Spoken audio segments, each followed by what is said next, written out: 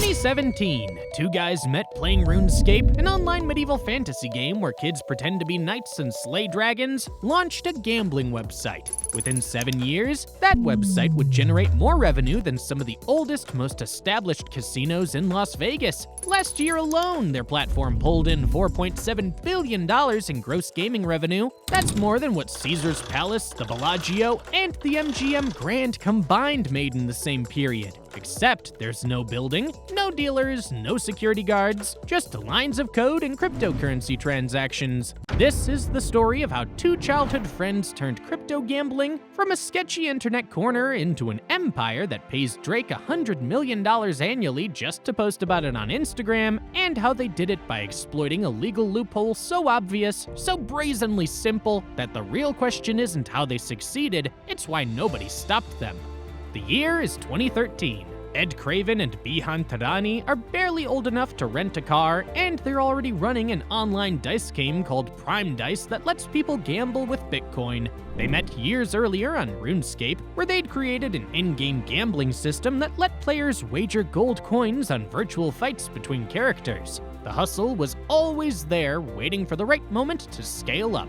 Fast forward to 2017, Bitcoin's price is skyrocketing. The crypto market is exploding with new money, new players, and critically, new confusion about what's legal and what isn't. Craven and Tarani see an opportunity so massive it's almost insulting that traditional casinos haven't noticed it yet. They launched Stake.com, not from Vegas, not from Atlantic City, from Curacao, a tiny Caribbean island with a population smaller than most American suburbs, but with gambling regulations so relaxed they're basically suggestions. The entire business model hinges on one beautifully simple premise: if you're not touching actual money, if everything runs through cryptocurrency, suddenly all those annoying gambling laws that protect people become surprisingly optional. Want to know the genius part? Traditional online casinos require banking partnerships, payment processors, compliance teams, and endless regulatory headaches. Stake, however, just needed crypto wallets. Deposit your Bitcoin, play some slots, withdraw your winnings directly to your personal wallet. No banks involved, no paper trail, no messy jurisdictional questions about whose laws apply when the money isn't technically money. Within the first year, they had thousands of users. By 2021, they were sitting on 5 million registered accounts and processing over $80 billion worth of transactions annually. That's just how much crypto was flowing through their platform every single year. The COVID pandemic hit, and while the rest of the world was figuring out Zoom meetings and sourdough starters, online gambling exploded. Craven later admitted that the pandemic put rocket boosters on their operation. People were stuck at home, bored, watching their crypto profiles swing wildly, and Stake offered something that felt like entertainment mixed with investment, even though statistically, the house always wins. By 2022, Stake had secured 43% of the entire crypto gambling market. Nearly half of everyone betting cryptocurrency online was doing it on their platform. But market share is one thing, actually making money is another. And this is where Stake's model becomes almost offensively profitable. Traditional casinos have overhead, buildings, employees, maintenance, security, electric bills that could power small cities. Stake's biggest expense? Server costs and marketing. That's it. No need to comp hotel rooms or fly high rollers in on private jets. No dealers to train or pit bosses to manage. Just algorithmic games that run 24/7, taking a small percentage of every bet across millions of users in currencies that appreciate in value while sitting in their hot wallets. I mean, the profit margins are huge here. Traditional casinos might see 15 to 20% profit margins of their gaming revenue. Crypto casinos can push 40 to 50% because their costs are so minimal. Stake reportedly generated $2.6 billion in revenue in 2023, then $4.7 billion in 2024. That's an 80% increase in 1 year during a period when crypto prices weren't even at their peak. Interestingly, those numbers are what Stake chooses to disclose. As a private company operating from Curacao, they're not required to report anything to anyone. The actual numbers could be higher, probably are higher. In 2022, Stake announces a partnership with Drake. Not an endorsement, not a one-time promotion, a reported $100 million per year deal that makes Drake essentially the face of crypto gambling. $100 million annually for a rapper to post on social media and occasionally stream himself gambling on their platform. That's more than Nike pays LeBron James. That's more than Cristiano Ronaldo makes from his lifetime Adidas deal on an annual basis. Drake's compensation alone from Stake would make him the highest paid athlete in the most professional sports, except he's not playing sports. He's just clicking spin on virtual slot machines. And Drake isn't alone. Oh no. Stake sponsors UFC events, they bought naming rights to a Formula One team. The Sauber team is now literally called Stake F1 Team Kick Sauber because yes, Craven and Tirani also own Kick, Twitch's only real competitor. They've locked down exclusive deals with every major casino streamer, QXC, Aiden Ross, Trainwrecks TV, Nick Merckx. Think about the ecosystem they've built. They own Kick, the streaming platform. They sponsor the biggest streamers on both Kick and Twitch. Those streamers broadcast themselves gambling on Stake to millions of viewers, many of whom are barely old enough to vote. The viewers then sign up for Stake using the streamer's referral code, deposit their crypto, and start playing. The streamer gets a cut, Stake gets a new customer, and the cycle continues endlessly, pulling in more users and more money. It's vertical integration applied to addiction, and it's horrifyingly effective. But running an unregulated gambling empire from a Caribbean tax haven while marketing to American teenagers through celebrity endorsements eventually attracts attention, and not the good kind. September 4th, 2023, security analysts noticed something wrong. Massive amounts of cryptocurrency are leaving Stake's hot wallets without authorization. Within hours, the damage becomes clear.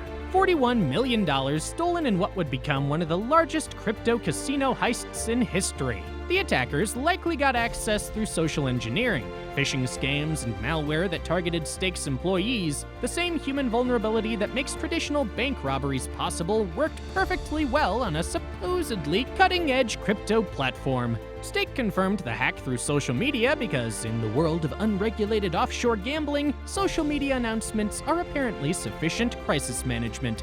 3 days later, the FBI announced what many had suspected. The Lazarus Group, North Korea's state-sponsored hacking collective, was responsible. Let that sink in. A rogue nation was stealing cryptocurrency from an offshore gambling website to fund its weapon programs. The modern-day economy is absolutely unhinged. Stake absorbed the $41 million loss and kept operating. No government agency shut them down. No regulatory body launched an investigation into their security practices. They just continued. Because when you're operating from Curacao and your entire business model exists in gray space between different countries' legal systems, accountability becomes optional.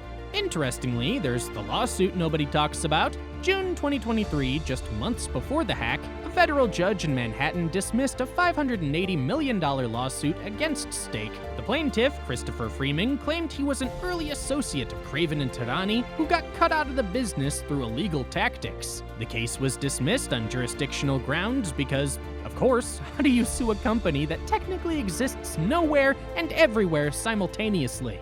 The thing about Stake's success that traditional gambling companies absolutely hate is that they've made themselves effectively immune to conventional competition. YouTube Gaming tried to compete with Twitch by allowing gambling streams, failed. Facebook Gaming threw billions at the problem, failed. But Stake didn't just compete in the gambling space, they bought the infrastructure. They own Kick, so they control where streamers can broadcast. They've locked down exclusive contracts with every major gambling content creator, meaning competitors can't just outbid them for talent. When you control the platform, the content creators, and the product being advertised, you don't have competitors. You have a monopoly dressed up as an ecosystem. By 2024, the crypto casino market had grown to $81 billion in gross gaming revenue globally. 5 times larger than it was in 2022, and Stake sits at the center. Crypto gambling is officially banned in the US, China, the UK, and the European Union. Those restrictions should have killed the industry. Instead, users just started using VPNs to bypass geo-blocking. Stake doesn't officially serve these markets, but somehow, millions of Americans, Chinese, and European users manage to access their platform anyway. Stake's founders keep expanding. They're sponsoring sports teams, paying celebrities, launching new platforms, and operating in what can only be described as a parallel financial universe where normal rules don't seem to apply. Ed Craven is now 29 years old, Bihan Tarani is 31. They've never had to answer to shareholders, never faced serious regulatory consequences, never been forced to explain their business practices to any meaningful authority, and they probably never will. Because Stake exists in the perfect storm of legal ambiguity. Too decentralized to regulate effectively, too profitable to shut down without causing economic ripples. Operating from jurisdictions that benefit from asking no questions, using currencies that governments are still figuring out how to classify, let alone control.